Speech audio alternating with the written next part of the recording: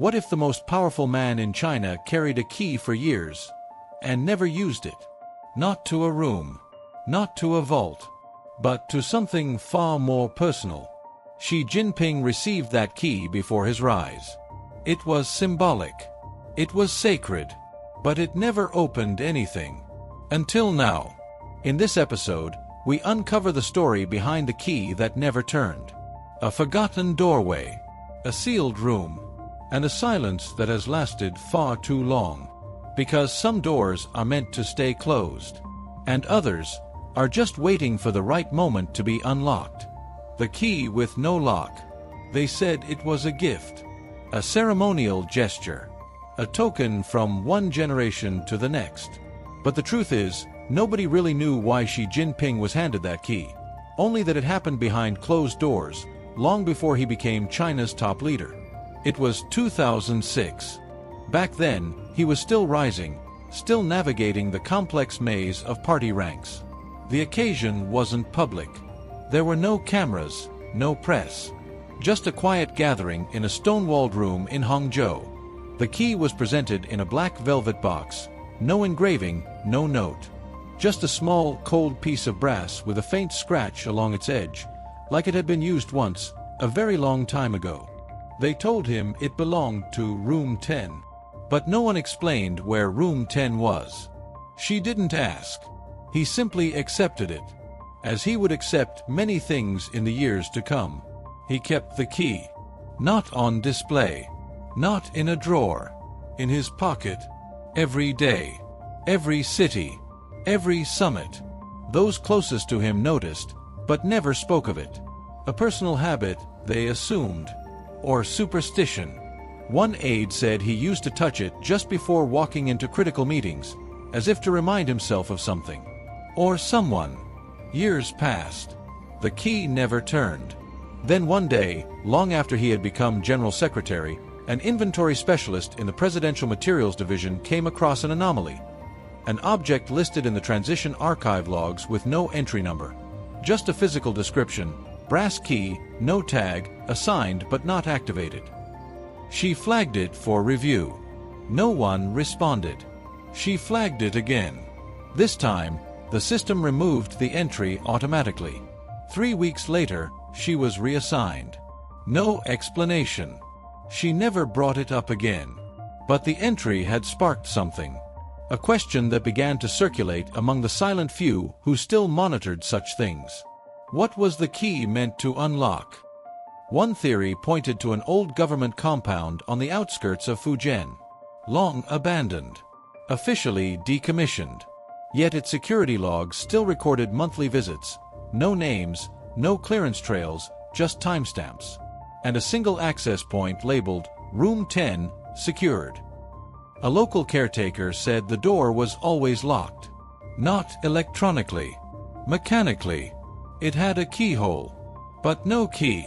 In 2021, a retired intelligence officer, someone who once served in the Ministry of State Security, spoke off record to a foreign journalist. He claimed that Room 10 wasn't a place, but a protocol. A contingency operation designed in the late 90s, back when the party feared an internal fracture so great that only one person could be trusted with the failsafe. That person, he said, was whoever held the key. But she never used it. Not during the trade wars. Not during the pandemic. Not even after multiple purges within his own ranks. Why? No one knew. Until someone noticed that the key had stopped appearing in photos. 4 years it had been there, visible in state images if you knew where to look. A slight bulge in his inner coat pocket. A casual hand gesture that rested near it. But then, nothing. It was gone. No mention. No replacement. Just absence. Some believe it was lost. Others say it was handed off. But a few suggest something else. That the key had finally found its lock. And that whatever it opened wasn't supposed to be opened alone. The room that wasn't there. The compound on the outskirts of Fujian was known officially as Facility 213. A gray slab of stone and steel, wrapped in outdated security fencing and ivy that climbed like veins up the walls. Most maps didn't even show it. The few that did labeled it as a meteorological archive site, which was a convenient way of saying, don't ask. Locals never talked about it. Tourists never found it. But drones occasionally flew overhead, only to have their footage scrambled and corrupted, as if something inside the building rejected being seen. Inside, there were only 3 levels. The top was empty, abandoned offices with filing cabinets full of blank paper. The basement housed inactive servers long disconnected from any network. But the middle floor, that was where things got strange. Room 10 was supposed to be there. All records pointed to it. The architectural layout showed it as the 3rd door on the left. But when a security inspection team was finally granted access, just once, in 2019, they walked that hallway and counted only 9 rooms. The 3rd door on the left. It led to a supply closet. No windows. No secondary walls. No hidden access panels. Yet the air felt different there. One technician said his watch stopped for exactly 17 seconds while standing in front of it. Another said he heard a faint sound, like metal turning, but there was no key in sight. Later, reviewing the body cam footage, analysts noticed something subtle. When the inspector passed by the supply closet, the hallway lighting dimmed by exactly 3.5%. Not enough to notice in real time. But the shift was there. And then, a new discovery. A retired planner from the Central Committee, long presumed senile, had been keeping handwritten logs for decades. One of them mentioned a secret test project, Temporal Spatial Reduction Unit, R10. It was a Cold War-era experiment, designed to hide physical spaces within existing architecture by manipulating electromagnetic perception fields. In other words, a room that could be hidden from memory and sight. Xi Jinping would have been briefed on such a protocol during his earliest days in provincial leadership. It was part of a larger psychological warfare doctrine, ways to protect secrets not by locking them away, but by erasing the knowledge that they ever existed. But there was a problem. These rooms, if ever activated, couldn't be shut down remotely. They required manual override. A physical action. A key. And only one key was ever made. The same key Xi kept in his pocket for years. The question now wasn't whether Room 10 existed. It was, what had been placed inside it? And why had Xi, who had survived coups, conspiracies, and global crises, never used that key until now? One theory began to circulate among internal analysts. Room 10 wasn't a bunker. It was a memory vault. A place where decisions too dangerous to write down were stored in analog form. Voice, handwriting, even physical artifacts. If accessed, the room wouldn't just reveal secrets. It would rewrite how we understood the past 10 years. And someone, somewhere, didn't want that door opened. But it already had been. Because around the same time the key disappeared from Xi's person, a new draft policy emerged, one with no authorship tag. No traceable digital signature. It proposed restructuring 3 entire ministries under a new division, Internal Continuity Systems. Its mission? To ensure a singular version of recorded memory within the People's Republic of China. And at the very bottom of the draft, in tiny print, was one word. Reactivated. No explanation. No context. Just that. Which meant one thing. Room 10 was back online. The document that shouldn't exist. It showed up in a routine cross-check. A junior analyst at the Central Archives Division was comparing metadata across scanned party documents when he noticed an inconsistency. A single PDF file that didn't match any catalog entry, timestamp, or user access history. It simply appeared. The file name, R10, memo_XJP, D1. He assumed it was a glitch. But curiosity won. Inside was a scanned handwritten letter. No header. No salutation. Just 6 lines of ink, slanted, direct, and written with the kind of pressure that cracks paper fibers. This decision will not be remembered. It is not meant to be debated. If you're reading this, I either failed or succeeded completely. Either way, the truth no longer matters. Only its absence does. Burn this. But not before you know what I erased. There was no signature, but the handwriting matched a classified sample kept in an early personnel file, Xi Jinping's, from when he was 27. The analyst froze. He reported it to his supervisor, who escalated it. Within hours, the entire workstation was wiped clean. Drives confiscated. Analyst reassigned. But not before someone else had made a backup. That someone leaked the file to a closed academic group abroad. Historians focused on the psychological tactics of authoritarian regimes. The group debated its authenticity, but one line stood out. The truth no longer matters. Only its absence does. It sounded less like a confession and more like a policy. Soon, whispers began to surface. A State Council memo suggested that a small team had been dispatched to facility 213 weeks earlier, unofficially. Their goal: retrieve analog inventory prior to architectural shift. What inventory? One official who saw a partial manifest described it vaguely: voice recordings, unsent letters, a sealed box with no label, and a mirror. A mirror? According to him, the box was classified under the term continuity refractor. No one knew what that meant. But one theory spread quickly. Room 10 was never just a vault. It was a device. A psychological weapon. Something built not to hold secrets, but to test whether truth could be removed from history without creating a void. In other words, could you delete something without anyone realizing it was ever there? The mirror, they said, was part of the test. A prototype allegedly developed under a long-defunct project called Operation Reflection, meant to distort memory through controlled exposure to manipulated imagery and sensory environments. Like deepfakes, but physical, tangible, embedded in space. And Xi might have been one of its early observers. If that's true, then the memo, the handwritten letter, wasn't a warning.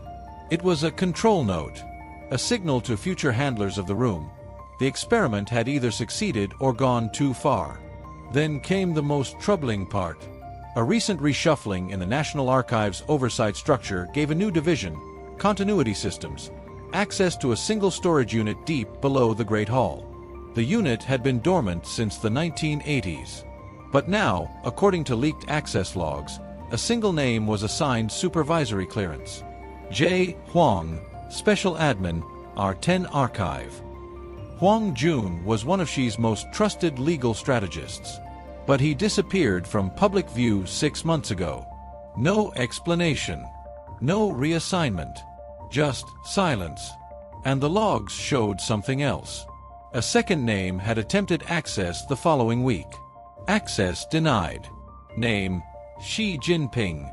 Reason: key credential revoked. Which raised a terrifying question. If Xi no longer controls the key, who does? The lock that turned itself. Locks don't turn themselves. At least, that's what the technician swore. She had worked security infrastructure for over 20 years, monitoring access points across China's most classified government facilities. Motion sensors, biometrics, magnetic locks. She'd seen it all.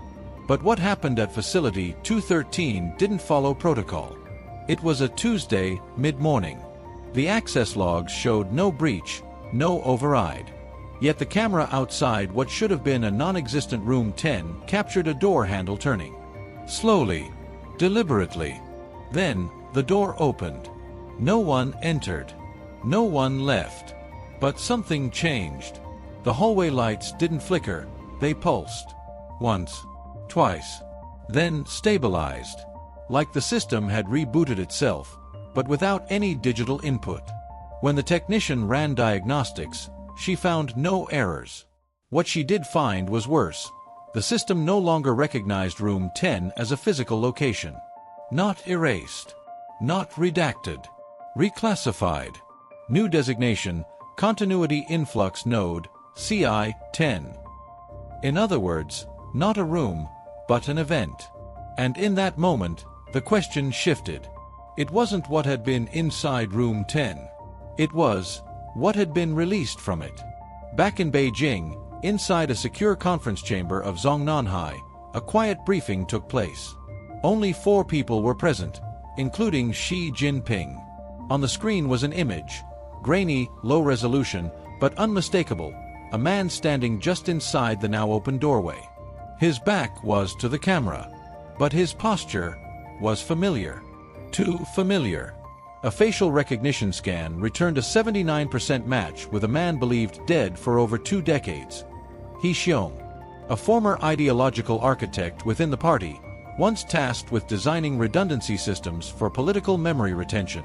He vanished in 2001 after refusing to participate in something called Project Mirror. The match should have been impossible.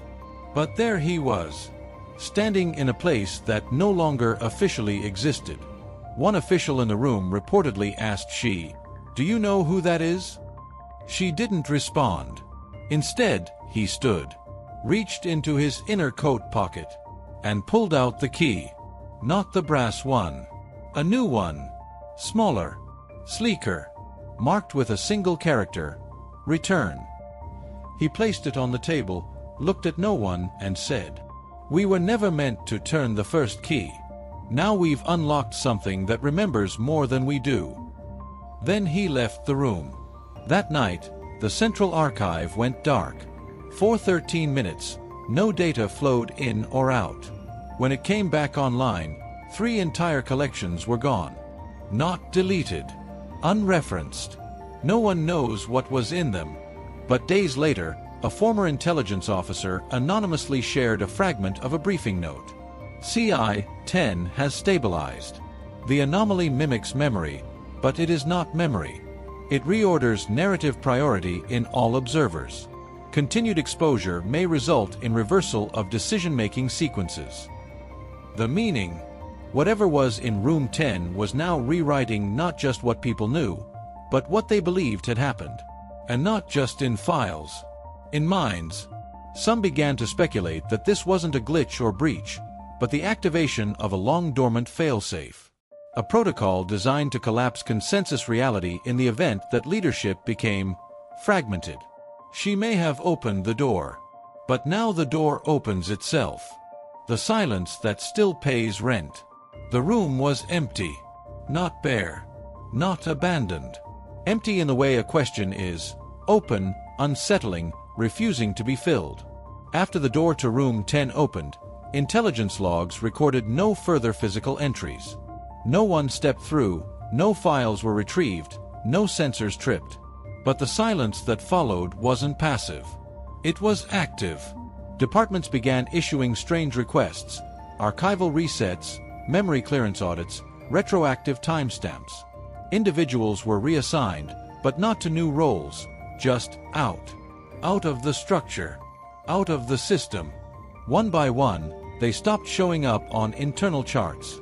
Not labeled as terminated. Labeled as null renters. The term made no sense. Until someone found it in a redacted training manual from the late 90s. A single footnote. Null renters, individuals cognitively exposed to continuity anomalies, no longer occupying shared narrative space, must not be reintegrated. In other words, they remembered things that the system had already erased. And that made them dangerous. Some tried to speak up. One journalist in Guangzhou published a blog titled, "The Room That Writes Us Back." It vanished after 3 hours. His name was delisted from every byline he'd ever written. Another man, an urban planner, claimed he had worked on the original blueprint of Facility 213. When asked to draw it, he instead sketched an apartment floor plan. 5th floor. Unit 10. When shown photographs of Facility 213, he shook his head. "That's not where the door is," he said. "The door is in my mother's building. I grew up in that room. Except, I didn't." He died 2 days later. Stroke. He was 43. The building he mentioned, demolished in 2015. But street camera footage from last month showed a light turning on in the unit where Room 10 would have been. A light that no longer had power supply. Some say Room 10 was never a single place. It was a migrating node. A shifting psychological construct tied not to geography, but to leadership. Wherever Xi Jinping went, the memory of Room 10 followed, until finally it became autonomous. It no longer needed the key, because we had become the lock. The silence that surrounds it, on state media, on international networks, even among whistleblowers, isn't just fear. It's compliance. The kind that grows from within. The kind that doesn't need force to work. Room 10 doesn't haunt those who fear it. It haunts those who can no longer tell if they ever knew it. And in a way, it still pays rent. Not in currency, not in files, but in everything that isn't said. A silence that builds walls. A silence that opens doors no one remembers closing. A silence that rewrites you. So if one day you find a key in your pocket, and you don't know how it got there, don't ask what it opens. Ask what it's trying to keep you from remembering. Because not all locks are meant to be turned. Some are already open. Room 10 might never appear on a map, but its echo is everywhere, in missing records, in fading memories, in the silences we mistake for safety. What started as a forgotten key has become a reminder. Some truths aren't erased by force, but by time. And some rooms don't disappear. They wait. If you found this story thought-provoking, unsettling, or strangely familiar, don't let it vanish like so many others. Backhand Index Pointing Right. Subscribe for more hidden chapters, untold power moves, and the truths they hope we'll forget. Your curiosity keeps the light on in places they want kept dark. Until next time, stay aware.